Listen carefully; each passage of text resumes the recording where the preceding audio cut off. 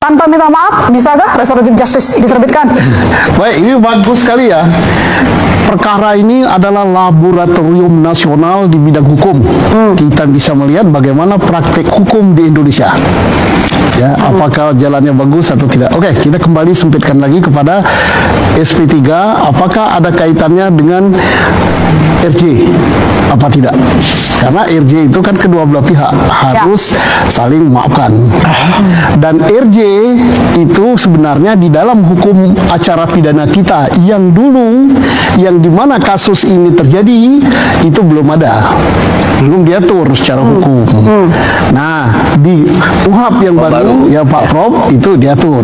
Persoalannya kita belum membaca, mungkin beliau yang sudah baca, Pak Damai ya, apa dasar daripada SP3.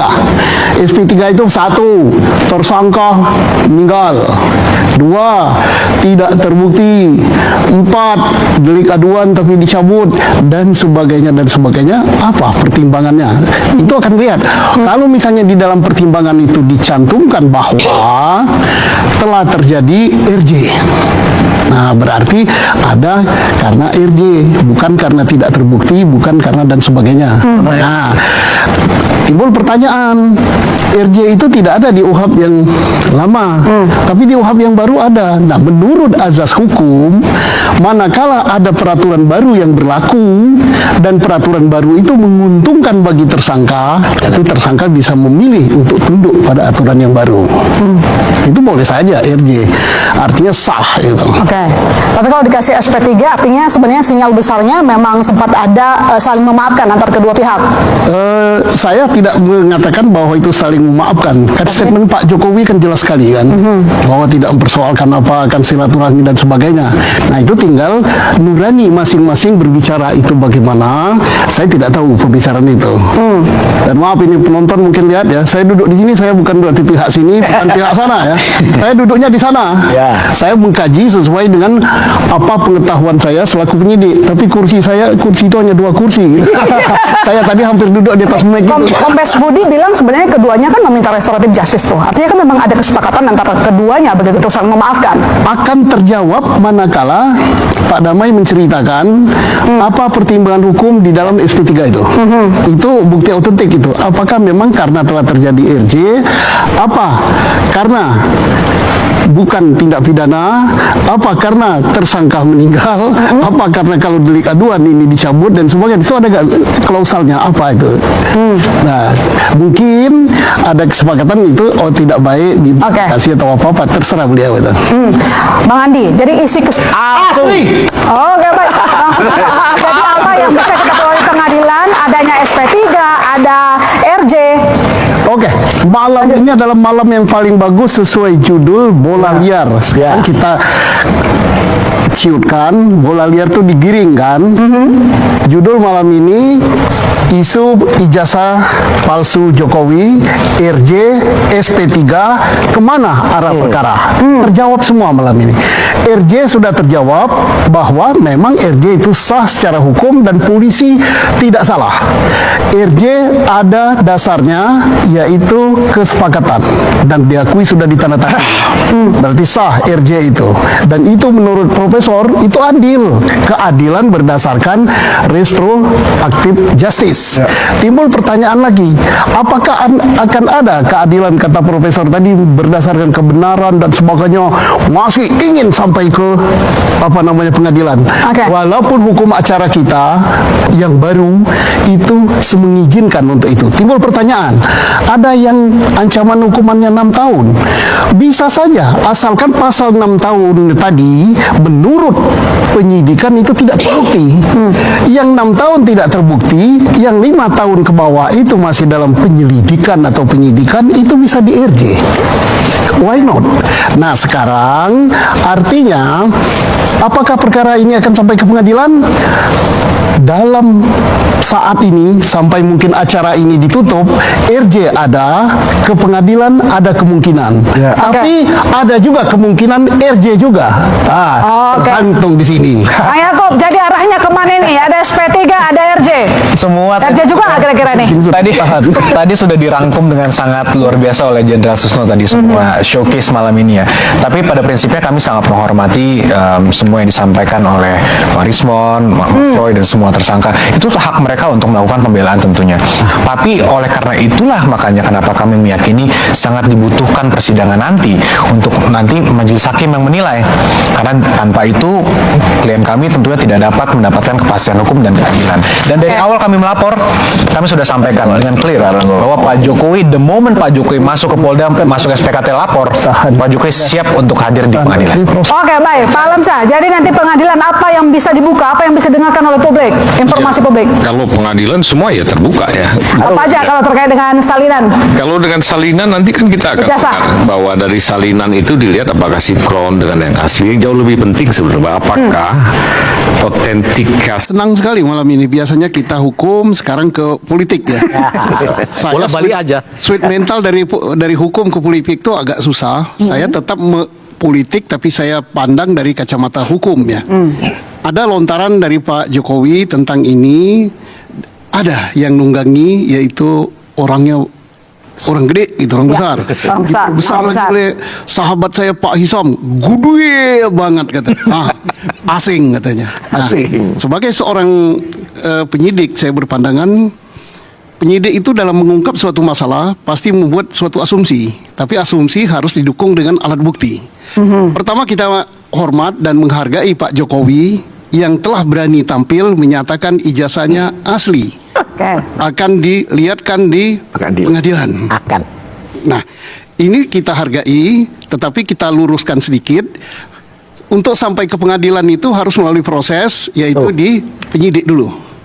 Akan dilihatkan di penyidik, kemudian nanti penyidik ke penuntut. Mudah-mudahan beliau keseliau lidah. Jadi artinya sudah di tangan penyidik itu mudah-mudahan ya. Karena beliau bukan orang hukum juga. Saya pastikan sudah, Pak. Nah, Saya lihat berita kalau sudah- acara sitanya saya lihat. Kalau sudah ya alhamdulillah. Nah, Keselio. kemudian akan ada di pengadilan Solo tadi kata Pak Roy. Iya. Kemudian yang berikut, Harus. saya sangat tertarik dengan Pak Jokowi katakan siapa yang berkata dia yang membuktikan. Iya. Yes, itu benar. Dia melemparkan isu tentang itu. Saya yakin Pak Jokowi sudah punya data tentang siapa orang gede, bahkan siapa yang asing tadi. Nah, Tinggal dia buka. Tambah asing. Kalau dia tidak membuka itu, dan saya yakin Pak Jokowi akan buka. Seyakin-yakinnya 2.567% saya. Wih, Kalau dia tidak prediksi intelijen. tidak prediksi reserve gitu. Oh, benar. Kalau dia buka maka akan terang benderang. Tetapi kalau tidak buka, maka ini akan menimbulkan suatu perpecahan atau kegaduhan baru lagi. Maka dia akan menjadi bola liar. Nah, mudah-mudahan waktu dekat, udah cukup lah media ini menikmati ini.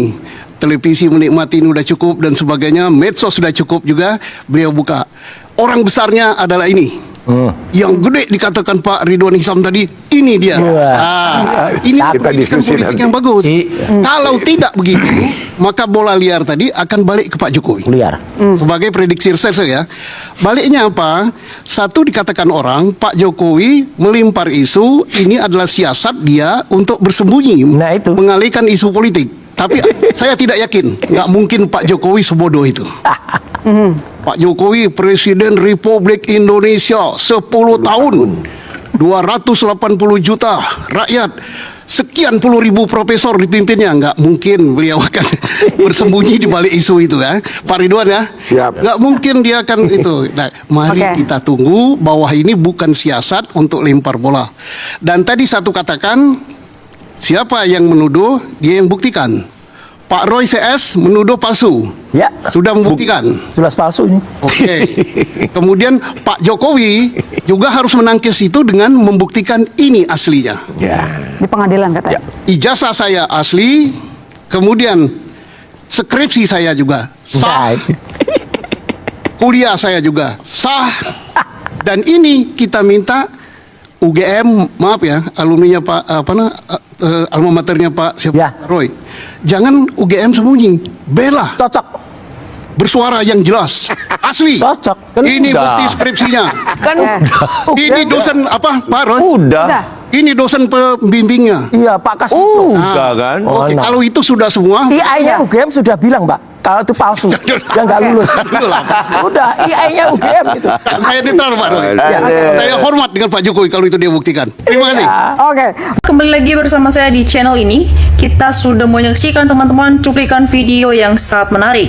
Dan tentu teman-teman, sebelum kita bedah lebih dalam isu panas hari ini, jangan lupa untuk berikan komentar kalian dan subscribe channel ini agar teman-teman tidak ketinggalan informasi menarik yang kita sampaikan. Teman-teman, di cuplikan video kali ini kita menyaksikan momen yang sangat luar biasa saat pakar hukum tata negara yaitu Bung Ferry Amsari menyikat habis dan mengkritik keras institusi kepolisian serta mantan Presiden Joko Widodo. Ya, di mana teman-teman beliau dengan berani mengungkapkan bagaimana gelombang besar selama 10 tahun belakangan ini telah menghancurkan cita-cita reformasi kepolisian. Ya teman-teman, alat negara yang seharusnya bertugas melindungi, mengayomi, dan melayani masyarakat, ya kini diduga kuat telah berubah fungsi menjadi pelayanan para pengusaha tambang hingga menjadi backing politik penguasa. Ya teman-teman, Bung Ferry juga menyentil anggota DPR yang seolah bungkam dan tidak berani menyuarakan reformasi kepolisian. Ya padahal begitu banyak kasus mulai dari salah tangkap, kekerasan terhadap demonstran, hingga kasus penembakan siswa yang terjadi belakangan ini di kota besar. Ya teman-teman, sama kerusakan demokrasi ini kita diperparah karena fungsi pengawasan DPR yang tidak berjalan serta partai politik yang ikut terseret kepentingan sesaat karena haus akan kekuasaan. Ya teman-teman, semua institusi hukum seperti KPK pun dianggap telah dikebiri, sementara masalah mafia tambang, mafia tanah hingga judi online terus merajalela di bawah perlindungan oknum penguasa. Ya teman-teman semua, kita tentu miris melihat kondisi ini di mana polisi seharusnya netral. Ya ini mereka mengayomi dan menjadi penengah bagi seluruh rakyat Indonesia. Ya bukan malah melakukan tebang pilih demi pemesanan penguasa dan pengusaha. Ya kita harus menyuarakan kebenaran ini teman-teman dan menolak keras cara-cara mereka yang merusak konstitusi agar demokrasi di Indonesia ini tidak hancur sehancur-hancurnya. Ya teman-teman semua, bagaimana tanggapan kalian mengenai kritik pedas dari Bung Ferry Amsari ini? Ya teman-teman, mari kita berdiskusi secara sehat di channel ini dan mari kita untuk terus men-share video ini ke teman-teman kita yang lain agar banyak teman-teman kita yang melek akan politik. Ya teman-teman, di sini juga kita melihat di kolom komentar di bawah ada kritik dan komentar dari teman-teman kita dan mari kita lihat bersama teman-teman bagaimana perkembangannya. Ya teman-teman, di sini disampaikan oleh teman kita Satrio. Di sini dia berpendapat tugas utama aparat seragam coklat sudah tidak tahu arah, sepertinya terjebak oleh laju politik. Ya teman-teman, kita lanjut di sini juga teman kita Teksa memberikan tanggapannya. Blok Medan diusut maka Jokodok sekeluarga terseret. Ya teman-teman, Andi Pilang memberikan tanggapannya. Pak Amsari, anggota DPR itu cuma cari uang memperkaya diri sehingga buat hati polisi sudah jelas salah jalan. Ya teman-teman, kita lanjut. Umbar memberikan tanggapannya. Ya sumpah kami bingung. Polisi ini banyak bajingan daripada yang benar amanah. 2% yang amanah berarti yang lainnya harus dipecat dan diproses hukum. Ya teman-teman, kita lanjut di sini juga teman kita Suwandia memberikan tanggapannya. Waktu jadi polisi pakai uang sogok, maka jangan harap polisi tersebut akan baik. Teman-teman, kita lanjut di sini juga teman kita Aji Sopa memberikan tanggapannya. Di Sumsel nanya Pak polisi membackingi pengusaha yang merampas tanah rakyat, mengusir rakyat korban dari mafia tanah. Kami rakyat tak bisa apa-apa, kami mempertahankan malah kami ditangkap. Ya teman-teman, kita lanjut di sini juga teman kita Jayan Larifin memberikan tanggapannya. Ya di sini dia berpendapat teman-teman, mantap Pak Ferry Amsari, perkataannya amat konsisten. Fikirkan emang ridhonya ilahi Edili Jauh Mulyono supaya adem ayem rakyat Indonesia. Ya teman-teman, kita lanjut di sini. Coba kita Maulana memberikan tanggapannya. 58 Mau tahu kepala udah dibungkus karung bansos yang ada malah cari kantor untuk membela junjungannya. Ya teman-teman, kita lanjut. Ardi Suprato memberikan tanggapannya. Selama Mukidi kuasa petinggi-petinggi polisi banyak yang jadi penjilat-penjilatnya. Solusinya reformasi total di tubuh kepolisian dan buang orang-orang dekat Mukidi yang ada di pemerintahan. Usut, tangkap, dan penjarakan, baru negara aman. Ya teman-teman, kita lanjut di sini juga. Teman kita Iputu memberikan tanggapannya. Betul kata Fea Bari, bilang polisi tidak mengayomi rakyat tapi mengayomi perusahaan dan berbisnis BBM dan banyak lagi bisnis polisi. Ya teman-teman, kita lanjut di sini juga. Teman kita Supriyanto memberikan tanggapannya. Sebagai rakyat Sigit ini, selama ini kepolisian apa sih prestasinya? Lihat Klemar Klener 11-12 sama Mulyono Klemar mangan lemper. Ya teman-teman, kita lanjut di sini juga. Teman kita Sugianto memberikan tanggapannya. Makasih Pak Amsari, Bapak udah mewakili perasaan saya. Saya sudah bertahun-tahun saya rasakan, tapi saya takut mengatakannya. Saya udah sering dirugikan oknum polisi. Ya teman-teman, kita lanjut di sini juga. Teman kita Erik Fernando memberikan tanggapannya.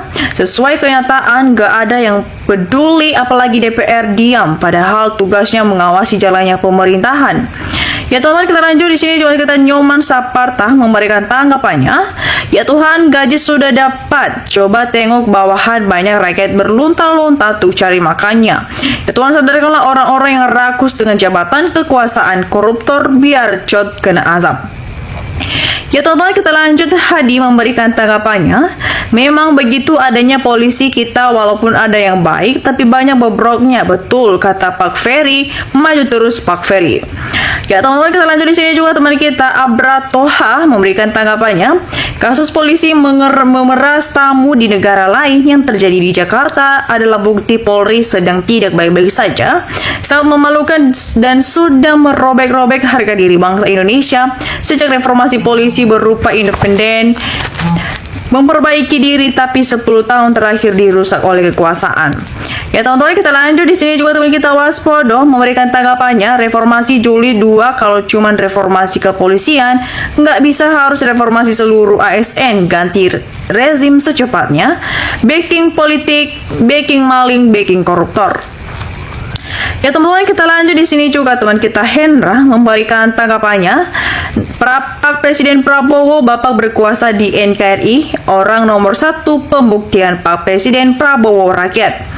Ya teman-teman, kita lanjut di sini juga. Teman kita Karyono memberikan tanggapannya. Seharusnya polisi itu berhenti menurut apa kehendak Jokowi, karena Jokowi itu sudah sama seperti rakyat yang lain. Teman-teman, kita lanjut. Bambang Sartono memberikan tanggapannya. Ganti Kapolri, kalau ingat Kapolri menjadi lebih baik. Angkat Kapolri yang punya jiwa pengabdian pada negara bangsa, bukan Kapolri yang mengabdi para atasan dan jabatan. Ya teman-teman, bagaimana tanggapan kalian mengenai isu polemik ini dan tanggapan teman-teman kita? Jangan lupa teman-teman untuk berikan opini cara kalian di kolom komentar di bawah. Dan mari kita teman-teman untuk berdiskusi secara sehat di channel ini. Dan demikian teman-teman untuk cuplikan dan pembahasan kita kali ini. Jangan lupa saksikan video berikutnya yang tak kalah menarik. Salam NKRI, harga mati.